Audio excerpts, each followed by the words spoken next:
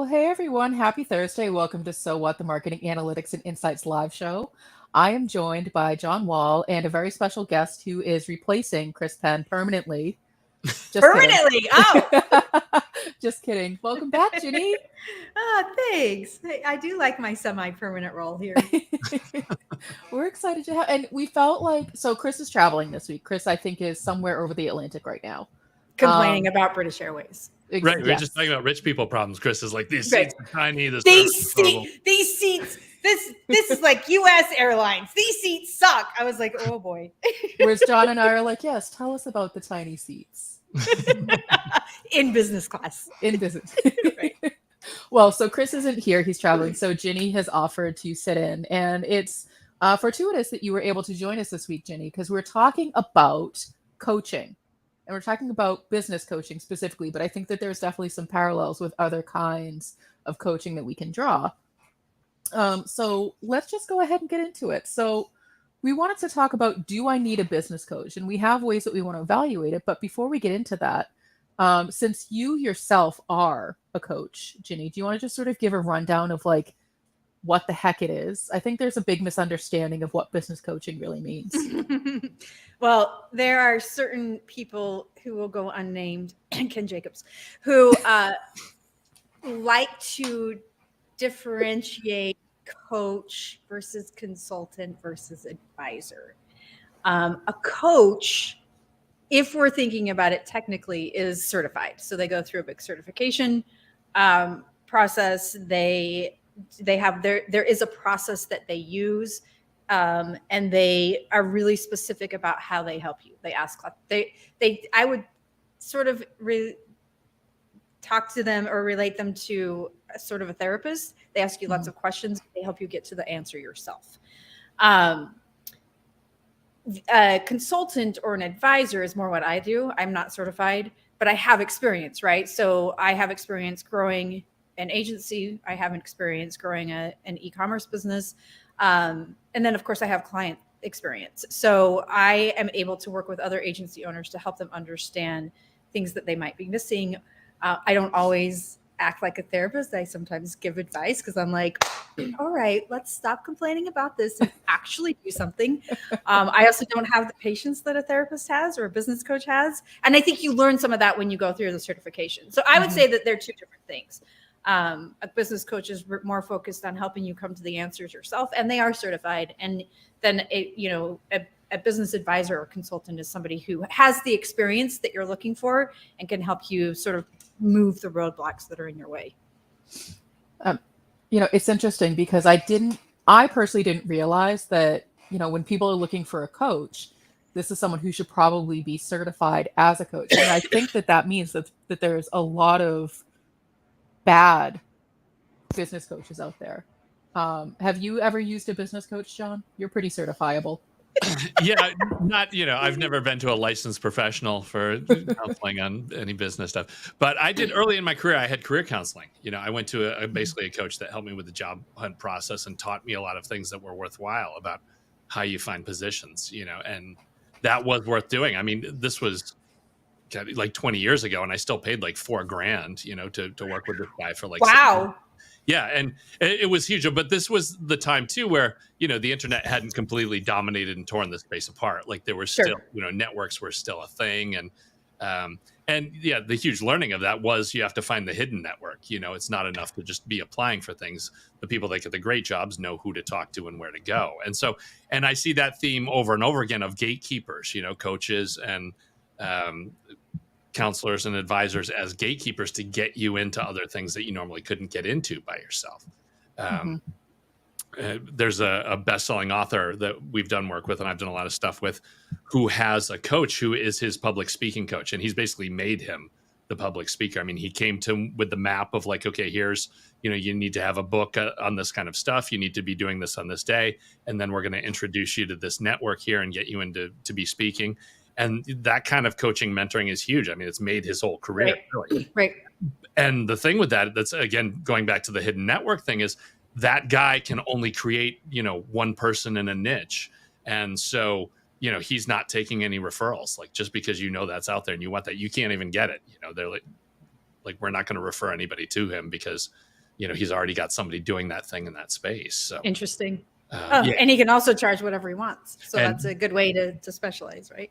Yeah, especially because once he gets to the point where if he gets the book to hit and it's recurring revenue, he's literally just sitting there collecting paychecks every year. It's Love insane. it. And he has probably a dozen verticals that he's done it in now. Great business model. Yeah. So I want to get into how to evaluate, if you need a coach and what you get out of it. But before we do, I asked this question last week in our free Slack group, Analytics for Marketers, about their feelings on a business coach. And it was interesting and a little bit unsurprising. We have a lot of strong personalities, but a lot of people said, I'm too stubborn to work with a coach, or I don't need a coach, or I couldn't take advice from someone else. So I guess. Wow.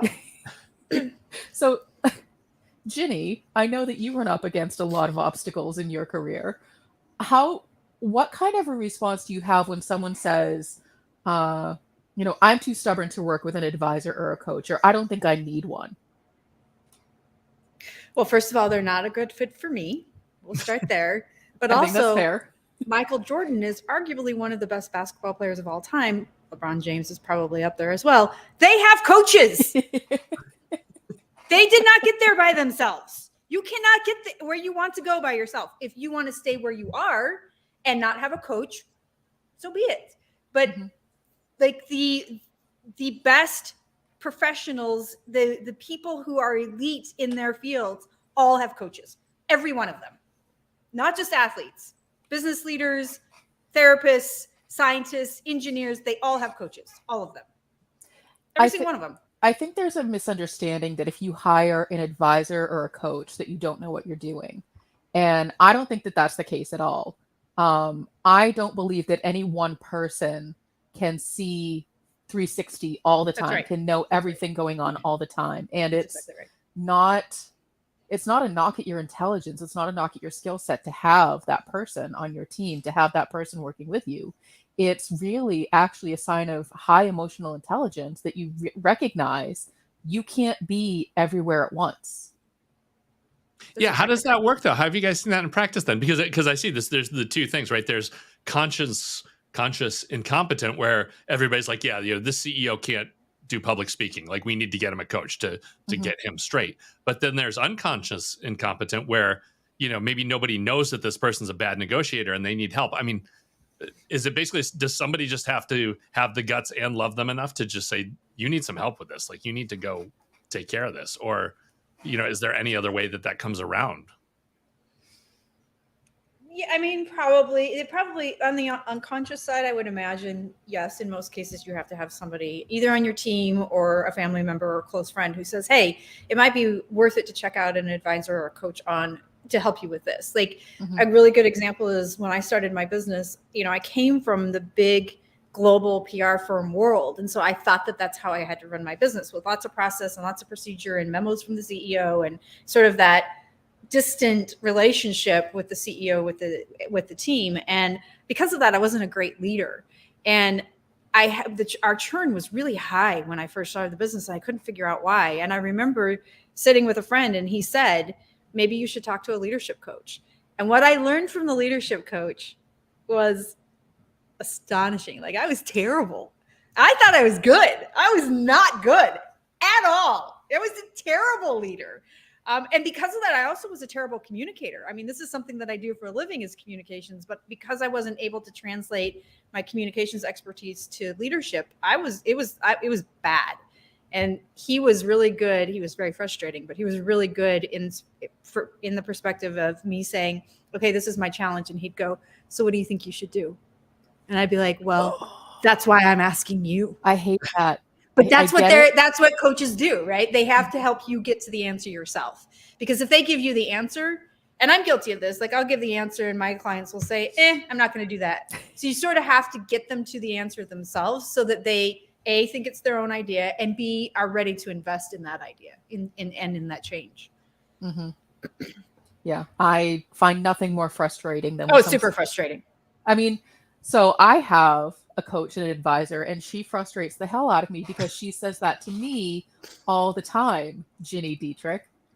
And so for those of you who don't know, Ginny is one of the advisors at Trust Insights, and someone who, I turn to with a lot of questions, because when we started Trust Insights, I had zero experience running a company. I've run teams, I've built teams. And so I knew that I had a lot of these skill sets, but I hadn't quite figured out how to translate that into something bigger. And, Ginny, you were able to, and still do, guide us, because a lot of times our ideas are too big, or, they're sort of, Trust Insights is moving down this road, and I'm like over here in the woods, like skipping through the trees. And I'm like, I think we should do this thing over here. And you're like, cool. So nobody's driving the car. You got to get back in the car. And I'm like, well, why do I do that? And you'll say, well, why do you think you should do that? I mean, is that pretty accurate? That is pretty accurate.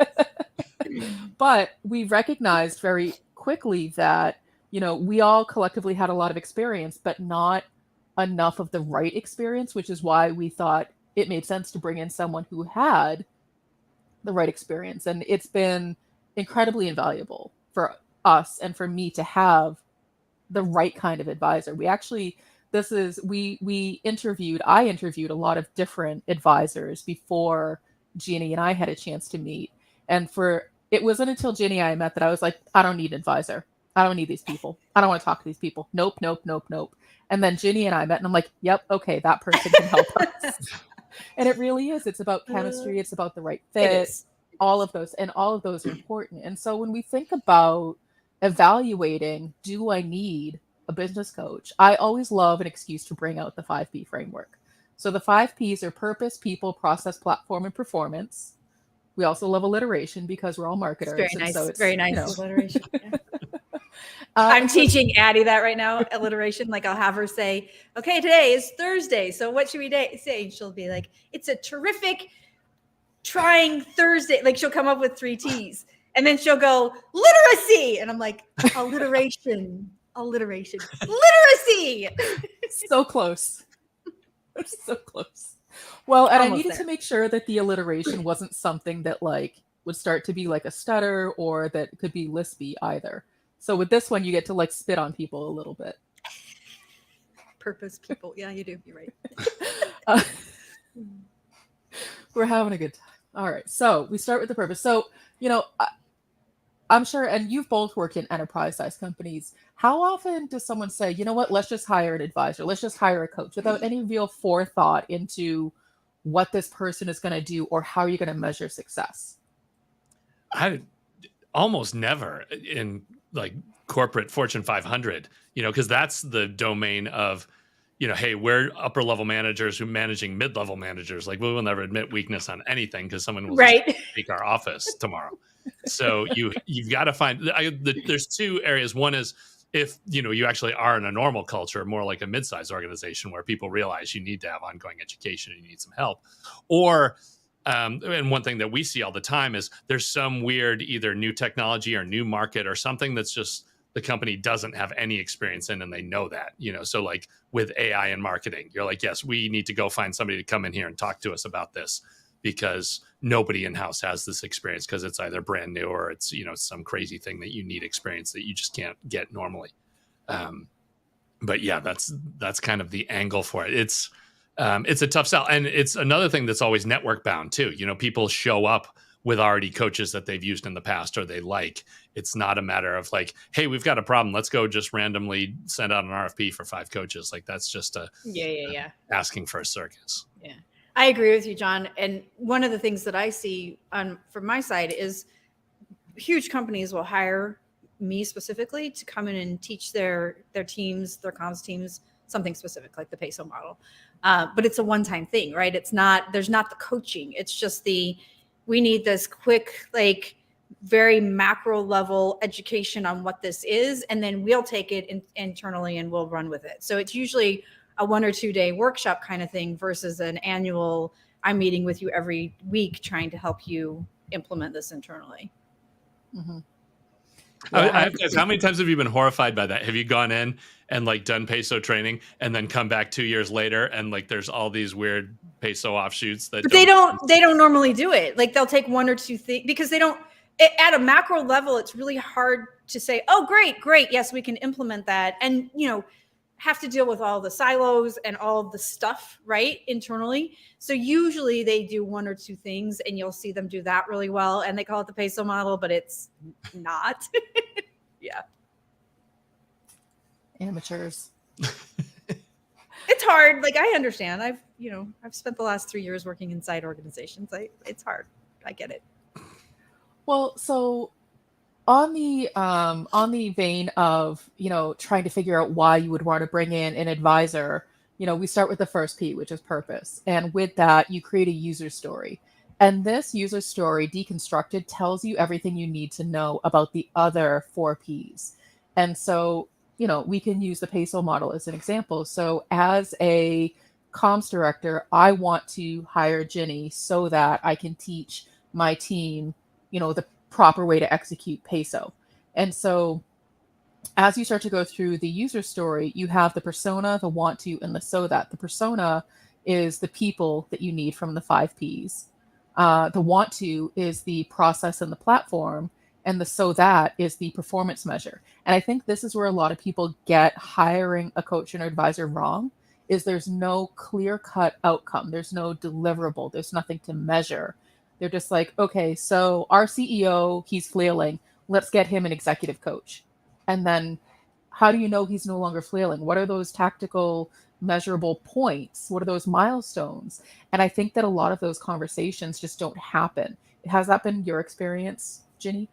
Yeah, I think it depends, for sure. It depends on, to your point earlier, whether or not they're willing to work with somebody, right? Mhm. But, I've been doing a lot of work in the last probably 12 to 15 months on communication skills for executives, because, we were told, don't talk about values, don't talk about your mission, don't talk about anything that's going to ostracize customers.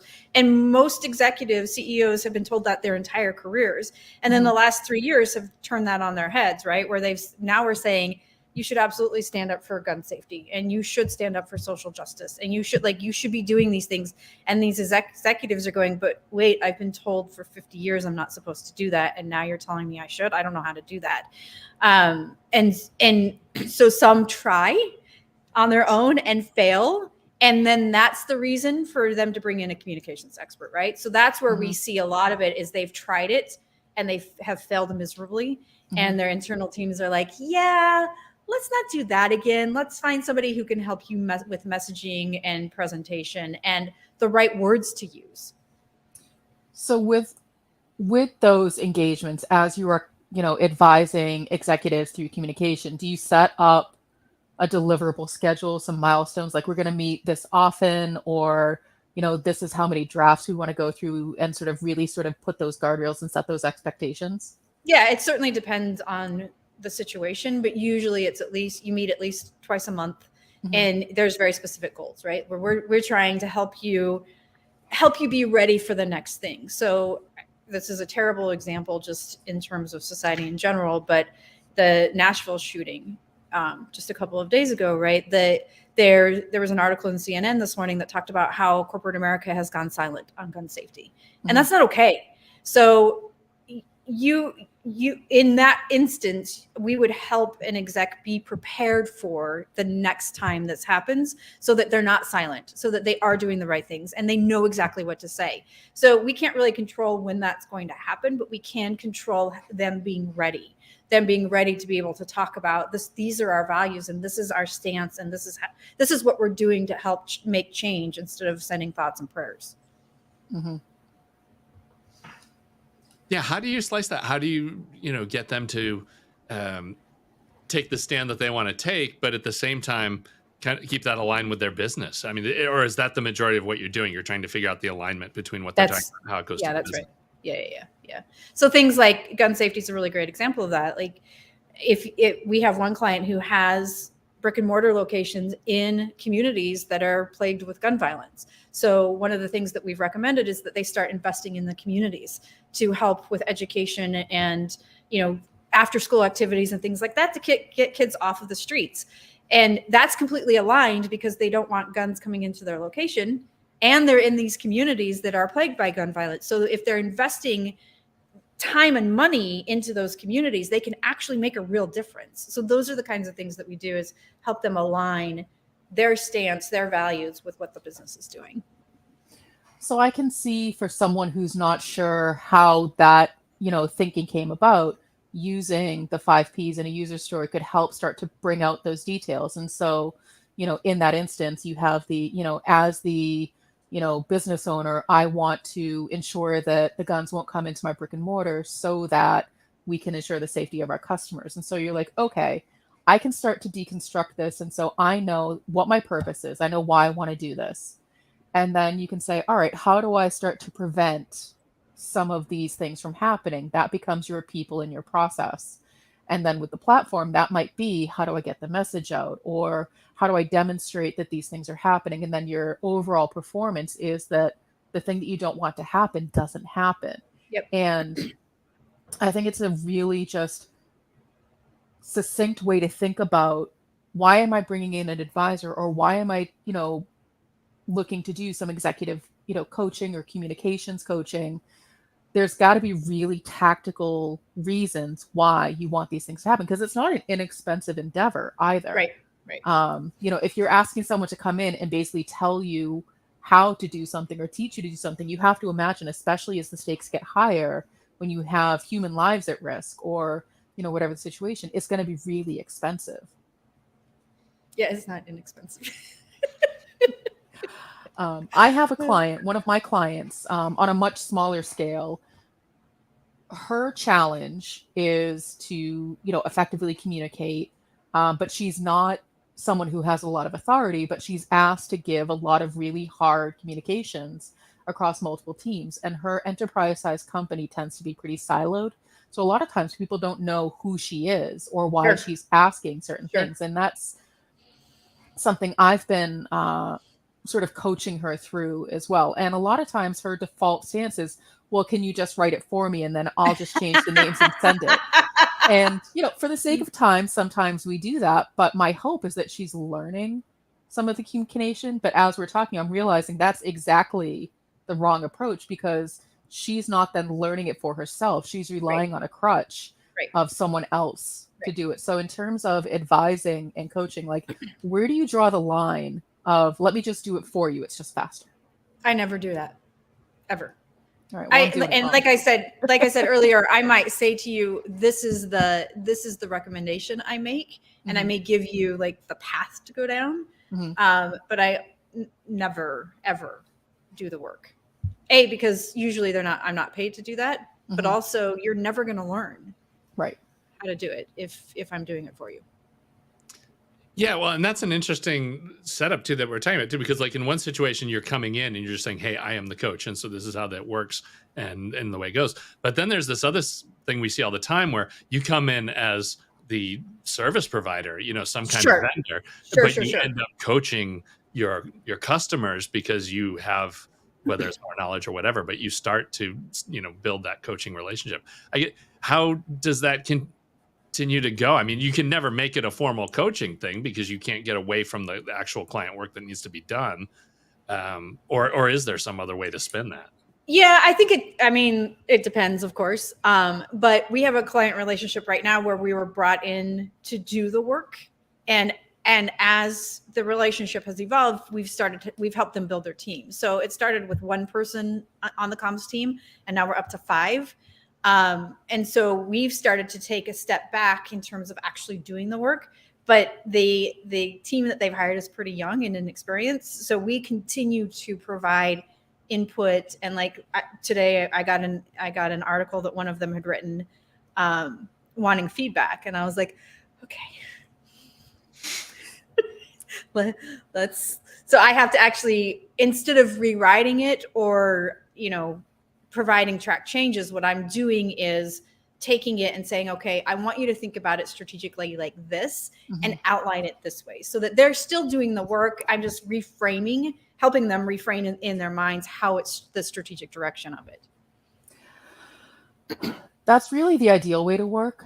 What I run up against with some of my clients are those time constraints, or the sense of urgency, or the crisis. And how do you best balance? And I'm going to think about how to answer this question as well. But how do you best balance we need to take the time and have the patience for you to learn it and teach it versus things just need to get done yesterday?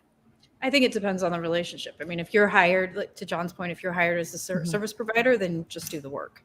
Yeah. But if you're hired to, like this one client specifically, our relationship has evolved into we are coaching the team. We're not doing the work. So while it would be much easier for Travis on my team and I to just rewrite it, like a lot easier and a lot less time, and it would be good. And but that's not what we're doing. That's not what the relationship is right now. So yeah, if you're the service provider and you're part of the team and the arms and legs, then get it done. But if you're there to coach and train and provide professional development, you have to take the time. There's no substitute for the discussion. And I can pick on him a little bit because he's not here, but that's one of the things that Chris struggles with, especially when we ran the team at our old agency, was before he brought me in, he acknowledges, he's the first to admit, he doesn't have the patience to stop and teach someone. For him, it's just, let me just do it. It's faster. And then the challenge is that the team is never learning. In the sense of the agency, the issue that we would run into is that as we're billing the clients hourly, they also didn't want to pay for our team to be learning how to do the thing. And so it becomes a sticking point. I feel like now we're talking about professional development, but it's all related. It becomes a sticking point of when do you find the time? When do you make the time? If people are just running 1 million miles a minute, trying to charge hourly, they need to learn the thing, but they don't have time to learn the thing. And so people get stuck in this place. Do you ever recommend, someone look outside of their job to find a coach, like do it on their own time so that they can learn the thing? It's I mean, I think in that instance, it's probably more valuable to do online courses or go back to school or whatever it happens to be, because that's probably more affordable and something that you can do on your own time. If your organization doesn't provide the professional development you need to learn new skill sets or whatever it happens to be, then you're in the wrong place. You can't. Every organization should never expect your team, anyone on their team, to do professional development on their own time in order to do their jobs. I don't think. I agree with that. So as we're starting to wind down the conversation, the last side of do I need a business coach that I want to cover is red flags to look for. And so we've all been swindled at one point or another by people who've told us that they know something and don't, but sometimes you don't know that the person you're talking to doesn't really know what they're talking to until you sort of get into it. They put on a good show, they, have all the right credentials, but what are some of, in your experience, both John and Ginny, the red flags to look for when going down this road of maybe hiring an advisor or a coach or someone of that? John? I thought you were going to have a field day with that one. Tell us how this has gone. The weirdest thing is with so many marketing programs, and I finally have gotten to the core of some of that stuff, is if you don't have the right alignment of your company's purpose and mission, then vendors are always going to struggle, whether it's a coach or somebody writing copy or doing stuff for you. If you, it just has to be part of your model that like, hey, we're going to bring on 3 people and probably 2 are not going to be able to do this and 1 will. You just have to throw money around and experiment. And I guess that's where having a network becomes incredibly valuable. That's right. People that have had track record of success and are willing to introduce you, which and is also a huge problem in marketing. It's one thing for career stuff. Everybody will share a great career coach, but if you're running LinkedIn ads and you've got somebody, you're like, no, I'm not. I'm not telling you who I'm working with. Right? Yeah, you've got your secret list, right? You're just like, yeah, no, you should go look on Fiverr for that. Definitely. Go look on Fiverr. Yeah, you're not going to let them go. So. I've had plenty of fails. I think on the PR comm side, I had pitching just to guest on other podcasts. I've done that with a number of companies, and I've had some that it was basically flushing the money down the toilet. They totally got nothing. The worst is when you get other shows coming back complaining that saying, hey, this person pitched me and they were a jerk. Like, what the hell is it? I think I sent you one of those. Did you really? I think I did several years ago where I was like, John. This person is not accurately reflecting your brand. Gotta get out there. I mean, I'd really rather just hear from you, which I know doesn't help, but No, that's the way. That stuff goes. You just have to take the beatings with this. I haven't found any other way around that. Yeah, I agree. You said something really important, John, which is the networking piece of it. And it's asking, in my personal life, where I'm going through a process right now where I'm working to find professionals for certain things.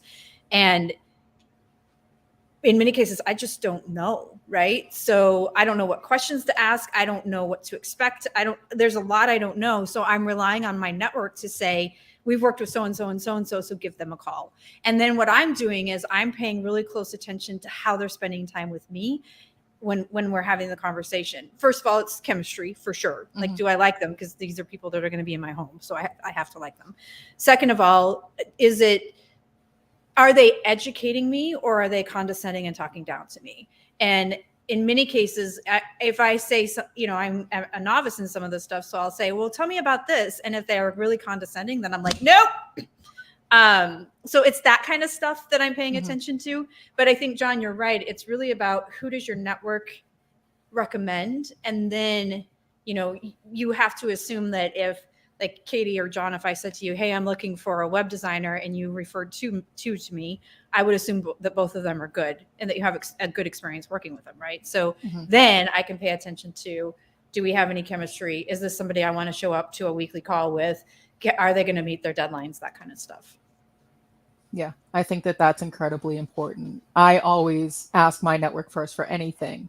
Before, it's so hard to just, go out cold and try to find someone. You just never know what you're going to get. And so, finding communities to be a part of, finding, groups, local, look at your friends, look at your family. A great community is Analytics for Marketers. That's our free Slack group. You can find it at trustinsights.ai/analytics for marketers.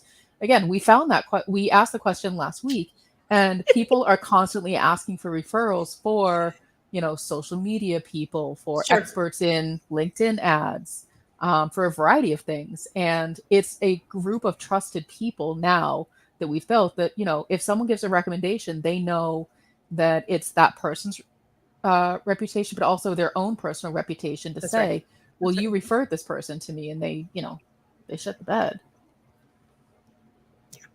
And that happens too sometimes. It does. Unfortunately. So with that, sort of the big takeaways for Do I Need a Business Coach is, if you're not sure, use the 5P structure to start to suss out whether or not you think you might need one, why you need one. A really simple way to start that is with a user story. So as a, executive, I need an advisor so that I can run my business better. Okay, that's a great place to start. Can you drill it down to something a little bit more concrete? Because the thing that people often forget is there should be some kind of deliverable, something measurable. It's not just, do I run my business better? It's, can I increase my revenue by 10%? Can I bring in 5 more clients this year? Something very, concrete that you can say, yes, check the box, I did that. Any other final thoughts, John or Ginny? If you are not sure, you definitely do. And stop being stubborn, because everybody can use a coach. Everyone can use a coach. It's true. All right. Well, thanks, everyone. And hopefully I do not screw up this closing. Thanks for watching today. Be sure to subscribe to our show wherever you're watching it. For more resources and to learn more, check out the Trust Insights podcast at trustinsights.ai/TI podcast, and a weekly email newsletter at trustinsights.ai/newsletter. Got questions about what you saw in today's episode? Join our free Analytics for Marketers Slack group at trustinsights.ai/analytics for marketers. See you next time.